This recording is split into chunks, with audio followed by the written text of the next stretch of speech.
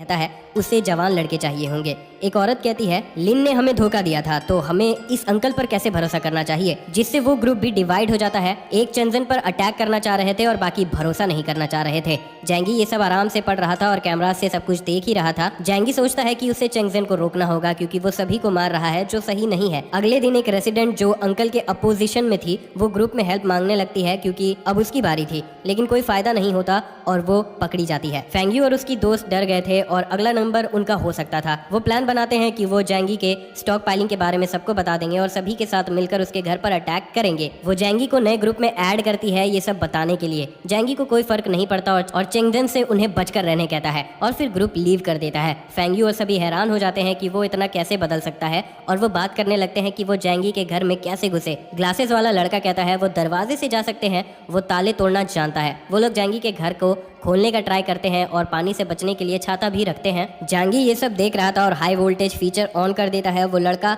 हार मान चुका था कि ये ताला नहीं खुल सकता है और तभी उसे एक झटका लगता है और वो मर जाता है। जैंगी को कोई फर्क नहीं पड़ रहा था। वो सभी जैंगी को शैतान कहने लगते हैं और उसे बाहर आने कहते हैं। जैंगी बो एरो से अटैक कर देता है। दो बंदे उसकी हेल्प करते हैं लेकिन उन पर भी अटैक हो जाता है। फेंग्यू और बचे हुए भाग जाते हैं और जिन्हें तीर लगा था वो जमीन पर दर्द से चिल्ला रहे थे। एक लड़की फेंग्यू को थप्पड़ मारती है कि ये सारी उसकी गलती है, उसने बताया क्यों नहीं कि उसके पास हथियार है। फेंग्यू बताती है उसे पता नहीं था, पिछली बार उसने कचड़े और पानी से अटैक किया था। जो फेंग्यू का सपोर्ट करता है वो लोग डॉक्टर को बुलाते हैं। डॉक्टर उनके वाउंड्स को देखकर हैरान हो जाती है और बताती है उसे प्रोफेशनल इक्विपमेंट चाहिए होंगे, तभी वो कुछ हेल्प कर पाएगी और आयरन एरोज में जंग लग गए थे तो उन्हें एंटीबायोटिक भी चाहिए होगा, नहीं तो वो मर जाएंगे। एक लड़की ये सुनकर रोने लगती है और कहती है जैंगी ने ये सब जानबूझकर किया है। डॉक्टर जो कहती है मैं उसे नहीं जानती हूँ और जाने से पहले उन्हें मेडिसिन का जुगाड़ करने कहती है क्योंकि अगर वो ऐसे एरो निकालते हैं तो वो मर जाएंगे। फेंग्यू पास के बारे में सोचने लगती है कि जैंगी अचानक से बहुत बदल गया और सब कुछ स्टॉक पाइलिंग करने लगा।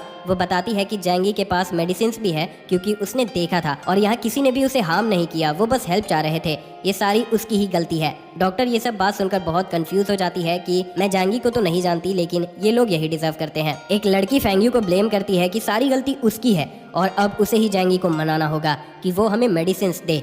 जो भी इसमें सपोर्ट करता है कि बिना मेडिसिन के वो मर जाएंगे। अब प्लान बनता है कि वो जैंगी को कॉल करेगी, जो वो करती है। वो रोते हुए कहती है यहाँ सभी मर रहे हैं, क्या तुम हेल्प करोगे। जैंगी पूछता है कि वो ऐसा क्यों करे, सभी को एक ना एक दिन तो मरना ही है। वो लड़की फोन ले लेती है और जैंगी से कहती है तुम्हें हेल्प करनी ही होगी, तुमने ही उन्हें मारा है और उन तीर में जंग लगा हुआ था। जैंगी कहता है मैंने जानबूझकर ऐसे तीर का यूज किया था और मैं कोई मदद नहीं करने वाला हूँ, लेकिन फेंग्यू चिन मेरे साथ आकर रह सकती है। तभी यूचिंग फोन ले लेती है और कहती है हाँ बिल्कुल, अब मैं तुम्हारी हूँ, तुम मेरे साथ जो चाहे वो कर सकते हो। यूचिंग की दोस्त भी साथ में आना चाह रही थी लेकिन जैंगी थ्रीसम के मूड में नहीं था। जैंगी सिर्फ यूचिंग को बुलाता है। यूचिंग जाने लगती है, उसकी दोस्त उसे रोकती है पर यूचिंग उसे धकेल देती है।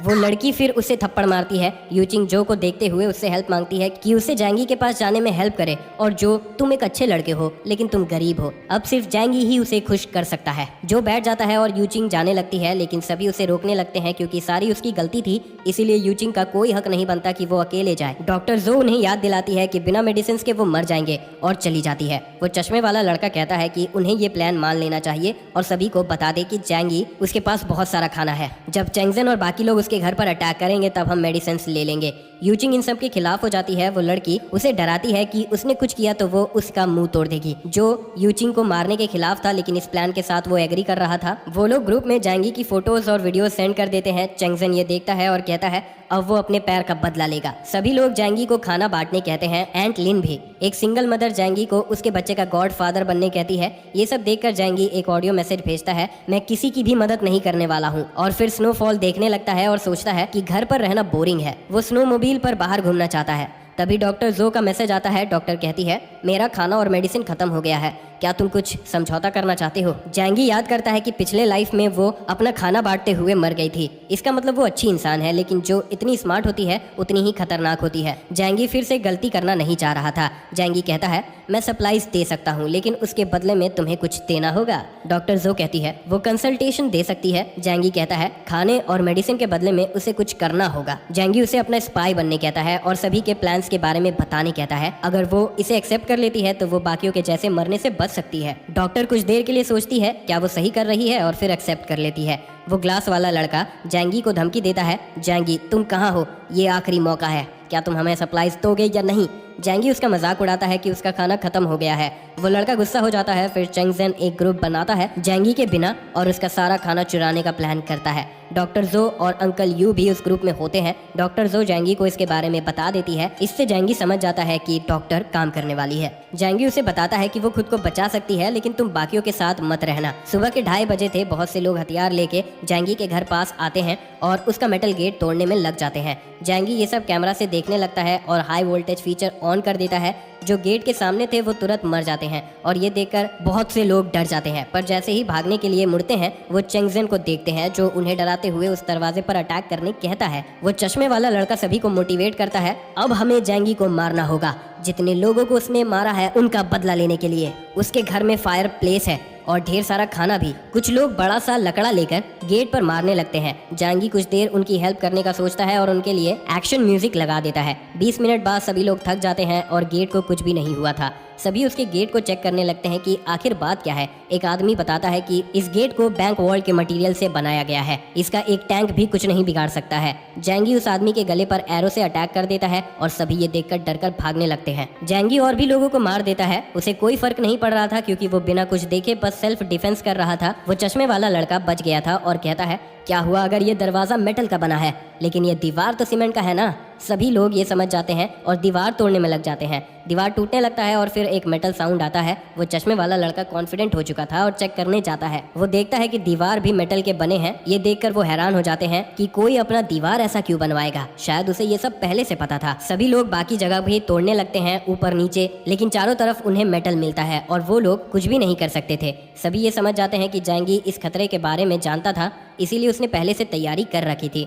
सभी बहुत दुखी हो चुके थे कि जैंगी ने बस अपने बारे में सोचा। तो रेसिडेंट एक दूसरे को देखते हैं और खाने का सोचते हैं, लेकिन फिर शांत हो जाते हैं। एक आदमी कहता है कि उसका बालकनी ग्लास का बना हुआ है। ये सुनकर सभी खुश हो जाते हैं और दूसरे बिल्डिंग से वो जैंगी के बालकनी में जाते हैं। जैंगी आराम से बैठा हुआ था और सभी उसके बालकनी में आ चुके थे, लेकिन वो ग्लास भी बुलेट प्रूफ था और वो कुछ भी नहीं कर पाते हैं। उन्हें हेल्प करने के लिए जैंगी एक ग्लास बॉटल में आग लगाकर बाहर फेंक देता है। एक आदमी बॉटल से जल जाता है और वो नीचे कूद जाता है, लेकिन आग फैलने लगता है। जैंगी और भी हेल्प करने को तैयार था। वो लोग वापस जाने लगते हैं, लेकिन अदर साइड वाले उन्हें गिरा देते हैं और जिन लोगों को आग नहीं लगी थी वो लोग आग के मजे लेने लगते हैं। कुछ देर बाद फिर से कुछ लोग उसके बालकनी में आते हैं और खाने के लिए भीख मांगने लगते हैं। जैंगी को कोई फर्क नहीं पड़ रहा था और उन्हें नूडल खाते हुए दिखाता है और एक सामने भी रख देता है और कहता है, जो भी चेंगजेन का सर लेकर आएगा उसे खाना मिलेगा, वो भी 1 हफ्ते के लिए। ये सुनकर सभी चेंगजेन को देखने लगते हैं। जो लोग चेंग के पीछे थे वो भी जैंगी का ऑफर सुन चुके थे कि चेंग को मारना मतलब 1 हफ्ते के लिए खाना। चेंग को उसके लोग बचा लेते हैं और अब जैंगी ये रिवॉर्ड ग्रुप में ऑफर कर देता है। अगले दिन कुछ लोग चेंग को मारने के लिए तैयार थे और उन्हें डर नहीं था कि चेंग अपने आदमियों के साथ था। उस पर अटैक होता है, लेकिन वो अटैकर्स को ही मार देता है। एक आदमी देखता है कि चेंग पीछे से जख्मी हो चुका है। चेंग डॉक्टर जो को कॉल करता है और जो उसका ड्रेसिंग करने आ जाती है और कहती है कि ये फ्री नहीं होगा, उसे खाना चाहिए।